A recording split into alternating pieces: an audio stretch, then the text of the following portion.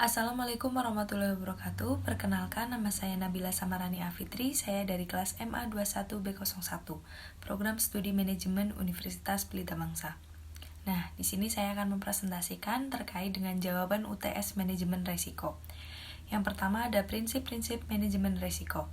Yang pertama terintegrasi, yang kedua terstruktur dan komprehensif, yang ketiga dapat disesuaikan, yang keempat ada inklusif, yang kelima dinamis, yang keenam informasi terbaik yang tersedia, yang ketujuh faktor manusia dan budaya, yang kedelapan peningkatan berkelanjutan. Yang kedua ada kerangka kerja manajemen resiko. Kerangka kerja manajemen resiko mencakup beberapa hal, yaitu pemahaman organisasi dan konteksnya, yang kedua penegasan komitmen manajemen resiko, yang ketiga penetapan peran, kewenangan, tanggung jawab, dan akuntabilitas, yang keempat alokasi sumber daya, yang kelima penyiapan komunikasi dan konsultasi, yang ketiga ada proses manajemen risiko. Ada 3 proses, yaitu penetapan konteks, penilaian risiko, dan penanganan risiko. Tujuan proses ini dipakai untuk identifikasi organisasi, lingkungan kepentingan, dan kepentingan kriteria risiko. Yang keempat ada risiko. Risiko adalah potensi terjadinya sesuatu yang berdampak buruk, baik bagi diri sendiri atau usaha, entitas usaha. Manajemen resiko. Manajemen resiko adalah sebuah proses untuk analisis, identifikasi, evaluasi, pengendalian, dan menanggulangi risiko yang dihadapi oleh organisasi atau suatu perusahaan. Yang keenam ada risk appetite. Risk appetite lazimnya didefinisikan sebagai jenis dan tingkat risiko yang dapat diterima perusahaan dalam upaya mewujudkan sasaran-sasaran perusahaan, baik yang tertuang dalam kontrak manajemen maupun rencana kerja dan anggaran perusahaan, atau RKAP. Yang ketujuh ada risk tolerance. Risk tolerance didefinisikan sebagai tingkat toleransi risiko yang dapat diterima dalam kaitannya dengan risk appetite. Dengan demikian, toleransi risiko dapat dijelaskan sebagai rentang toleransi terhadap target level perusahaan. Yang kedelapan ada Key Risk Indicator. Indikator risiko utama adalah ukuran yang digunakan dalam manajemen untuk menunjukkan beberapa risiko suatu kegiatan. Indikator risiko utama adalah metrik yang digunakan oleh organisasi dan memberikan sinyal awal peningkatan exposure risiko di berbagai bidang perusahaan. Yang kesembilan ada identifikasi risiko. Identifikasi risiko merupakan suatu proses yang secara sistematis dan terus-menerus dilakukan untuk mengidentifikasi kemungkinan timbulnya risiko atau kerugian terhadap kekayaan, hutang, dan personil perusahaan. Yang ke-10 ada analisis risiko.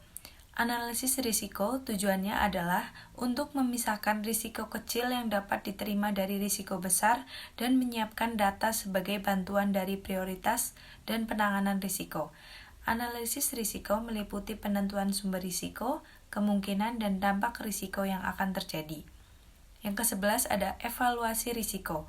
Evaluasi risiko merupakan proses pembandingan antara level risiko yang ditemukan selama proses analisis dengan kriteria risiko yang ditetapkan sebelumnya. Yang ke-12 ada pengendalian risiko. Pengendalian risiko adalah upaya penerapan pengendalian yang sesuai untuk mendapatkan keseimbangan dalam hal keamanan, kegunaan, dan pembiayaan dari suatu perusahaan. Yang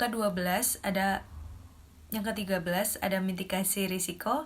Mitigasi risiko merupakan tindakan terencana dan berkelanjutan yang dilakukan oleh pemilik risiko agar bisa mengurangi dampak dari suatu kejadian yang berpotensi atau telah merugikan atau membahayakan pemilik risiko tersebut. Yang ke-14 ada inherent risk. Inherent risk merupakan risiko salah saji pada suatu saldo atau akun atau golongan transaksi dengan asumsi tidak terdapat pengendalian. Sementara control risk merupakan risiko salah saji material yang tidak dapat dicegah oleh internal kontrol entitas. Yang ke-15 ada residual risk.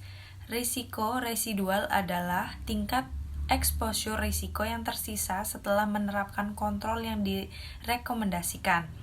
Proses penghitungan risiko residual mirip dengan metodologi penilaian yang dijelaskan sebelumnya untuk menghitung exposure risiko yang diberikan oleh kontrol kompensasi yang ada. Selanjutnya saya akan menjelaskan tentang KOSO ERM 2017. KOSO ERM adalah bahwa semua bagian di dalam perusahaan memiliki tanggung jawab terhadap ERM, yang artinya implementasi manajemen risiko harus mencakup entity level, division, business unit, hingga subsidiari dan mencakup seluruh sumber daya manusia di dalamnya. Walau begitu, terdapat pembagian peran dan tanggung jawab dalam penerapan ERM. Berikut adalah pembagian peran dan tanggung jawab yang dijelaskan KOSO ERM. Yang pertama ada Board of Director atau BOD. Yang kedua ada Chief Executive Officer atau CEO. Yang ketiga ada manager, yang keempat ada risk officer, yang kelima ada petugas operasional, Selanjutnya saya akan menjelaskan tentang ISO 31000:2009. ISO 31000:2009 merupakan sebuah standar internasional yang disusun dengan tujuan memberikan prinsip dan panduan generik untuk penerapan manajemen risiko. Standar internasional yang diterbitkan pada 13 November 2009 ini dapat digunakan oleh segala jenis organisasi dalam menghadapi berbagai risiko yang melekat pada aktivitas mereka. Walau ISO 31000:2009 menyediakan panduan generik, standar ini tidak ditujukan untuk menyeragamkan manajemen risiko lintas organisasi, tetapi ditujukan untuk memberikan standar pendukung penerapan manajemen risiko dalam usaha, memberikan jaminan terhadap pencapaian sasaran ISO 31000:2009. Yang terakhir, saya akan menjelaskan tentang risiko positif dan risiko negatif.